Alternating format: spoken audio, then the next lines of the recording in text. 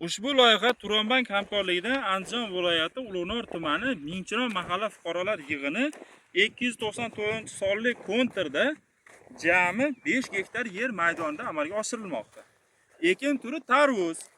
Bu yerdagi ekilgan tarvuzlar zamonaviy usullar bilan parvarishlanmoqda hamda hozirda ekinlarning holati juda ham yaxshi. Shu holatda ekinlarimiz 120 kun davomida pishib yetiladi. Ekinlarni yetishtirish davomida sug'oriladi hamda mineral o'g'itlar bilan oziqalantiriladi. Ushbu loyihada jami 17 ta dehqon xo'jalik biriktirilgan.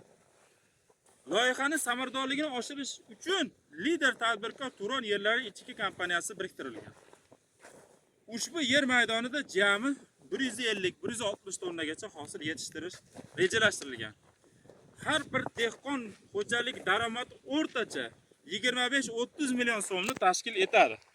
Mazkur hosil yig'ib olingandan so'ng ikkinchi ekinga ham yuqori daromadli ekin turini ekish orqali dehqon xo'jaligi daromadlari yanada oshirish rejalashtirilgan.